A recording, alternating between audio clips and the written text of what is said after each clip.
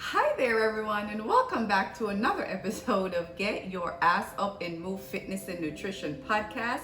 I am your host, peta-gay Barrett with Barrett Fitness, and on this podcast we discuss fitness, nutrition, overall health, and overall well-being. Have you been feeling tired lately, run down, drained, lack of energy, stressed out?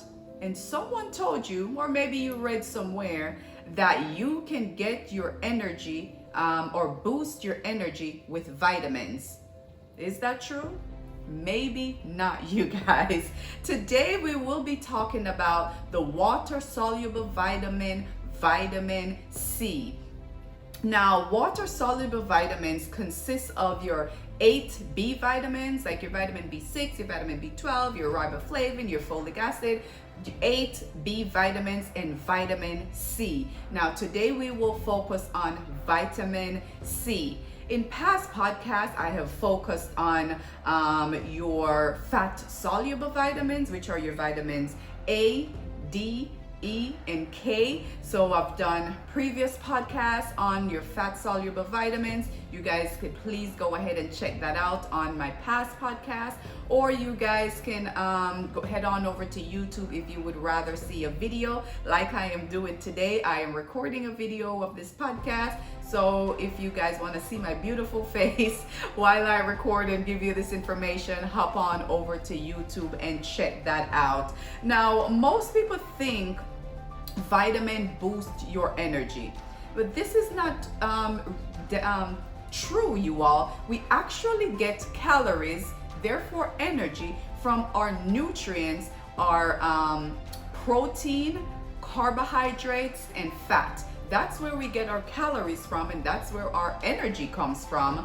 not vitamins by themselves. Now, most water-soluble vitamins, mainly your B vitamins, facilitate a metabolic reaction that releases energy from your protein, your carbohydrates, and your fat. So essentially, vitamins help to extract the energy from your food. So taking vitamins by themselves without making sure that your nutrients are in shape or in line, or you're getting your ample nutrients of your carbohydrates, your fats, and your protein, you're not doing yourself any justice by just popping supplements of vitamin C, right? You need the nutrients, and then the vitamins will actually, mainly your vitamin B, but we are focusing on vitamin C. Fat soluble vitamins are stored in the body typically, but your water soluble vitamins, the kidney actually excretes and remove any excess water soluble vitamins from the body.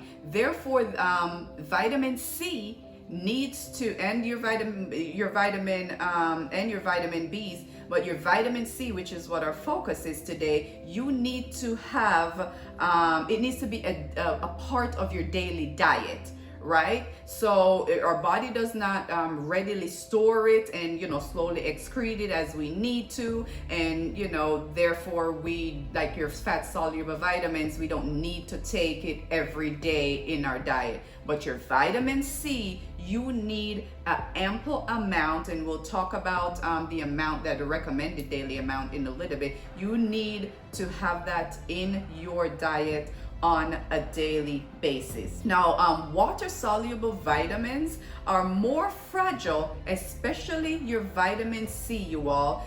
Vitamin C is a lot more fragile than your fat-soluble vitamins. Therefore, cooking and alkaline can damage your vitamin C.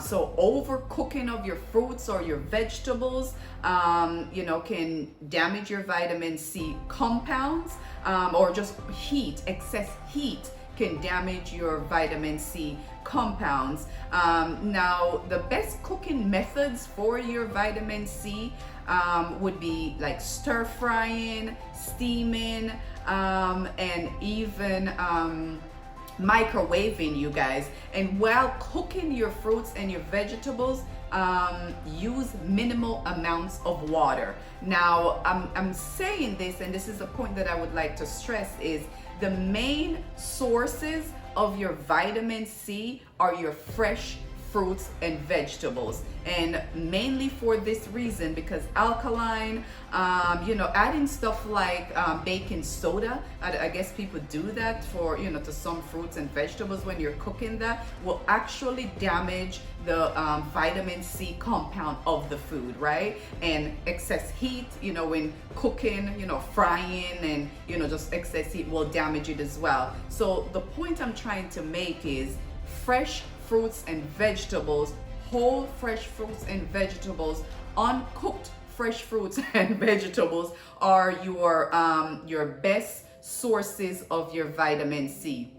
Now, most animals manufacture vitamin C, meaning their bodies actually produces vitamin C, except for humans. Our bodies do not produce vitamin C, which is another reason why it needs to be a part of our daily diet, you guys. Our body does not really store it readily. Our bodies does not produce it, so it needs to be a part of your daily diet. Now, here's some of the functions of vitamin C. Vitamin C is an antioxidant, and most of us know this. It helps to minimize free radicals that damage your cells. One of the main sources of our functions of vitamin C is that it is an antioxidant that helps to prevent free radicals that damage your cells. Now, vitamin C also enhances the absorption of iron. So in my case, I am anemic and therefore have to take an iron supplement. I take one every day. And that's, a whole nother topic that I will talk about on a different podcast as to why I have to take a iron supplement, and why I am probably for the rest of my life will be anemic. One reason I'm a woman, another reason, I don't eat meat, but there are a couple of other factors that goes into me being iron deficient, anemic, and needing to take an iron supplement lately. So back to the point. Vitamin C actually helps with the absorption of iron. So whenever I'm taking my iron supplement during in the mornings when I usually take it, I usually take it with my smoothie, because my smoothies are always packed with vitamin C. All my fresh fruits and vegetables, or you can, if you drink orange juice, you can use orange juice to take your iron supplement, because the orange juice is a high source of vitamin C, and the vitamin C help with the absorption of iron. So, some of the big function, antioxidants, help free radicals. A lot of people will say that vitamin C help to prevent the common cold. Science and studies have not proven otherwise. It will probably help to minimize the length of how long you may have a cold or a flu or something like that. But vitamin C within itself, there are no real studies that show that, chugging vitamin C will help to prevent the common cold. It probably will just help. Studies have shown that it will help to reduce the length of a cold or flu or something like that. Vitamin C enhances the absorption of iron, and we've already talked about that. Now, your dietary recommendations for vitamin C. For adults 19 and older, the recommended daily allowance or amount is 90 milligrams, and that is for men. For women, it's 75 milligrams, and if you are pregnant, that goes up to 85 milligrams, and if you are lactating, that goes up to 120 milligrams. Now, smokers Actually, smokers need at least 30 more milligrams than non-smokers, and drug use as well. People who abuse drugs and alcohol tend to need more vitamin C than non-smokers and people who do not abuse drugs and alcohol. It actually increases the metabolic turnover of vitamin C, smoking, drugs, and alcohol.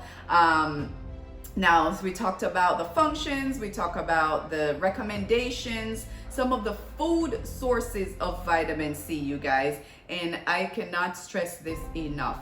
Most, not all, but most of your fresh fruits and vegetables are great sources of your vitamin C.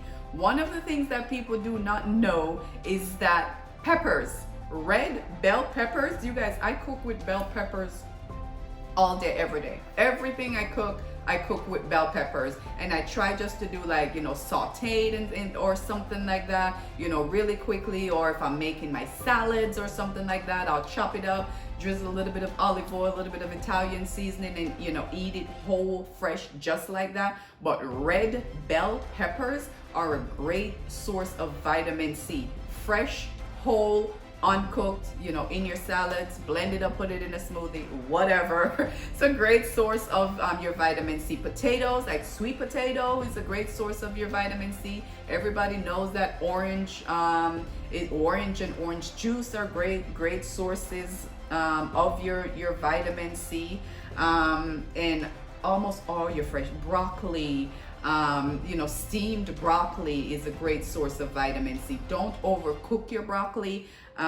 Brussels sprouts is another, steamed Brussels sprouts is another great source, of your vitamin C. Your spinach and your kale and your fresh green leafy vegetables, all great sources of vitamin C. And again, as I close, the best way to get your vitamin C from your food is to have it fresh and whole and uncooked. It's just the best way, to.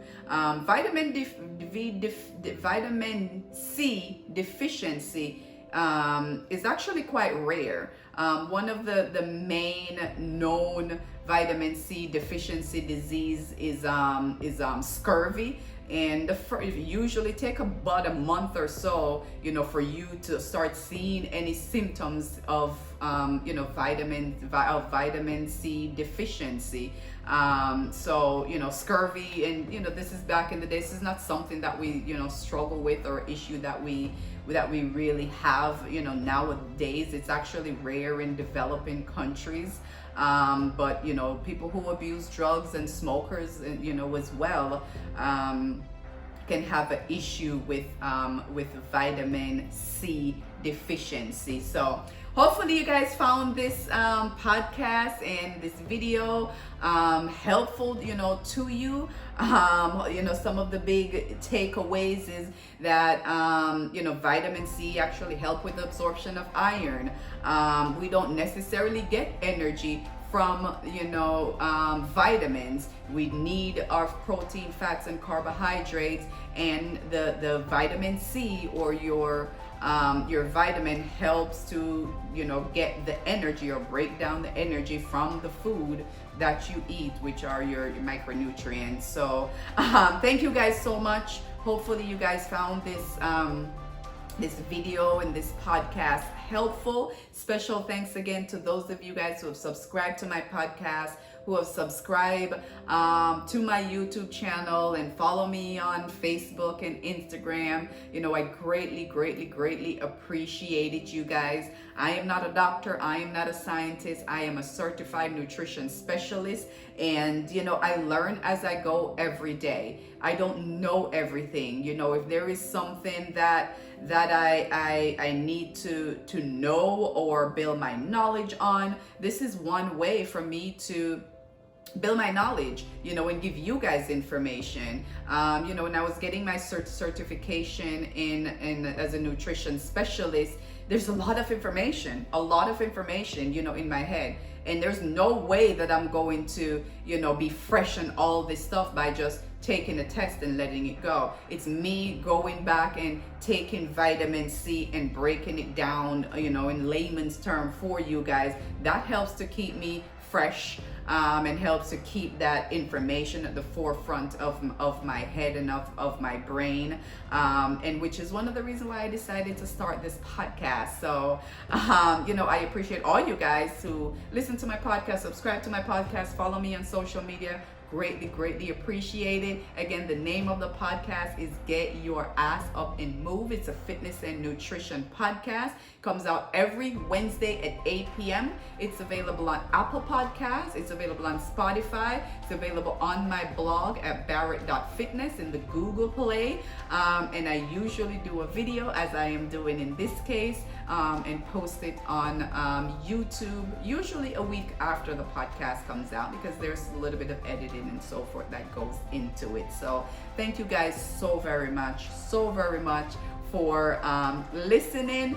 Feel free, hop on over to YouTube once I post this video, or go back and check out, the videos that I did on your vitamin A, D, E, and K, your fat soluble vitamins. The next vitamin video will be on vitamin B, your 8 vitamin B compound, riboflavin, thiamine, folic acid, B6, B12, penthotic acid, and there's one more that I'm forgetting.